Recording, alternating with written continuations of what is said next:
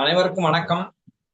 இன்றைக்கான கேள்வி என்னன்னா, கடந்த கால நிகழ்வு, அது பாதிப்பு, கஷ்டம், ஒரு வேதனை மீண்டும் மீண்டும் என் மனதுக்குள்ளே ஓடி எனக்கு ஒரு கஷ்டத்தை ஏற்படுத்துகிறது. அதிலிருந்து விடுபடுவது எப்படி? சோ அதுதான் இன்றைக்கான கேள்வி. சோ அந்த கேள்விக்கு உண்டான பதில் நீங்க பார்க்கணும் அப்படின்னா, முதல்ல ஒவ்வொரு ஸ்டெப்பா பார்க்கணும்னா, அது மீண்டும் மீண்டும் நம்ம நினைக்கிறோம். இப்ப கடந்த காலம் ஒரு விஷயம் நடந்திருக்கு, அந்த விஷயத்துல நான் கஷ்டப்பட்டு விட்டேன்.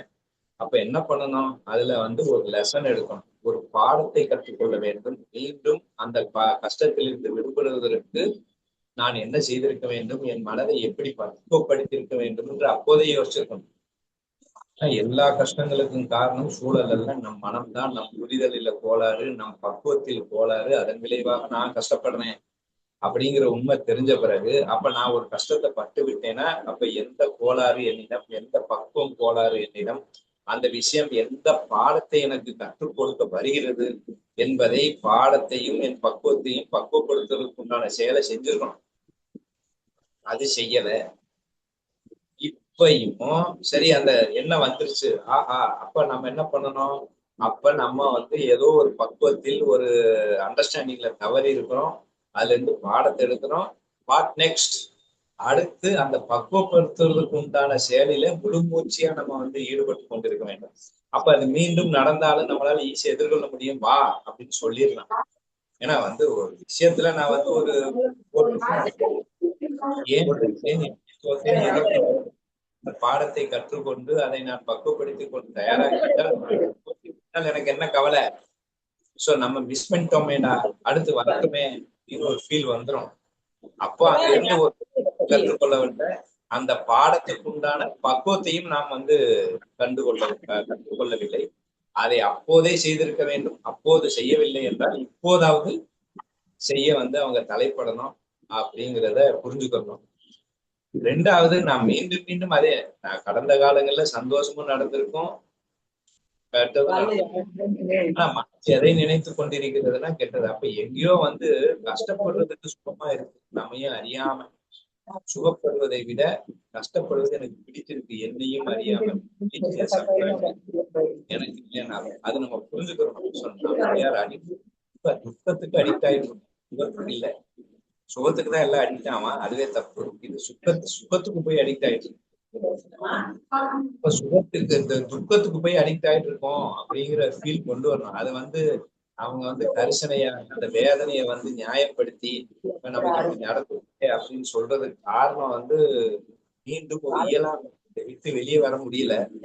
அதை அப்படியே அழுது குழம்பி அப்படியே கஷ்டப்பட்டு தீர்த்துடலாம் அப்படிங்கிற ஒரு ஃபீல்.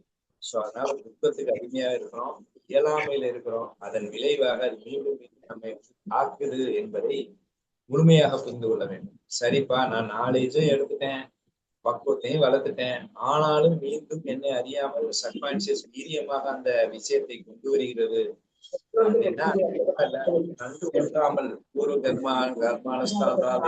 சண்டையை செய்யாமல் நடத்தை சொல்லியிருக்கிறேன். கண்டு கொள்ளாமல் இருப்பதற்குண்டான ஒரு முயற்சியை செய்ய வேண்டும் அல்லவா? அப்ப கண்டு கொள்ளாமல் இருப்பதற்கு ஒரு முயற்சி செய்யாமல் கண்டு கொள்ளாமல் இருப்பதுன்னா எப்படி அப்படின்னு ஒரு கேள்வி வருது. நம்ம பக்கத்திலேயே நமக்கு பிடிக்காத ஏதோ ஒரு வார்த்தையோ ஏதோ ஒண்ணு நடந்துட்டு இருக்கு, இல்ல மைக்ல அலறிட்டு இருக்குன்னா நம்ம அதை கண்டுக்கலாம், வேலையை பார்க்கறது இல்லையா? அதே எனக்குள்ள அது உள்ள ஓடிக்கிட்டு இருக்கு, அதை நான் கண்டுகொள்ளாமல் இருக்க வேண்டும். இல்ல கிளாஸ்ல பையன் உட்காந்துருப்பான், வாத்தியார் எடுக்கிற பாடம் இன்ட்ரெஸ்ட் இல்ல, அவர் கத்திட்டு இருக்காரு, சவுண்ட விட்டுட்டு இருக்காரு, சத்தம் உள்ள போயிட்டு இருக்கு, ஆனா எதுவுமே அவனை உள்ள போகாது. ஏதோ எடுக்கிறாருன்னு தெரியும். கண்கள் அவரை பார்த்தன, சவுண்ட் உள்ளே வார்த்தை உள்ளே போகல, அர்த்தம் உள்ள போகல, சவுண்ட் உள்ள போச்சு. சோ அந்த மாதிரி ஏதோ உள்ள இருந்து கடந்த கால நினைவுகளை ஓடிக்கொண்டிருக்கிறது. அவர் படம் போட்டு காட்டுவாரு, அதுல எக்ஸ்பிளைன் பண்ணிட்டு இருப்பாரு, கண்ணு பார்த்துட்டு தான் இருக்கும், காது கேட்டுட்டு தான் இருக்கும், எதுவுமே உள்ள போகாது. அதே மாதிரி நமக்கு உள்ள இருக்கிறது ஓடுவது கண்ணு தெரிந்தாலும் காது கேட்டு இருந்தாலும், அந்த பையன் எப்படி அதை கண்டுகொள்ளாம அவன் வேற ஒரு ஸ்திரியில இருந்தானோ, நாமளும் அதை கண்டுகொள்ளாமல் இருக்க பழக வேண்டும். அது கண்டுகொள்ளும் அளவுக்கு அப்படி ஒரு முக்கியத்துவம் வாய்ந்தது நடந்தது, அனுபவித்தாச்சு, பாடத்தை எடுத்தாச்சு, பக்குவத்தில் நடந்தாச்சு. அது மீண்டும் அது பழக்க தோசையில இருந்து உள்ளே வருது அப்படின்னா பிடிச்சி பொங்க வேண்டிய அவசியம் இல்லை அப்படின்னு நமக்கு தெளிவா தெரியுது. சோ அதனால அதை கண்டுக்கிறாரு. அது நமக்கு அவசியம் இல்லை, தேவையில்லை. அவசியம் இல்லாத, தேவையில்லாத, பிடிக்காத, கஷ்டம் தருகின்ற விஷயம் நம்ம முன்னே நடந்தா நம்ம என்ன பண்ணுவோம்? அதுவாறு நடந்துட்டு இருந்துட்டு கண்டுக்கலாம நம்ம வேலையை பார்ப்போம். சோ அந்த மாதிரி நாமும் அதை கண்டுகொள்ளாமல் இருப்பதற்கு பழக வேண்டும். அப்படி கண்டுகொள்ளாமல் இருக்க பழக அதை கண்டுகொள்ளாமல் இருக்க அது வந்தாலும் வரலைனாலும் அவருக்கு பெரிய பிரச்சனையாக இருக்காது அப்படிங்கிறதுதான் என்னுடைய பதில்.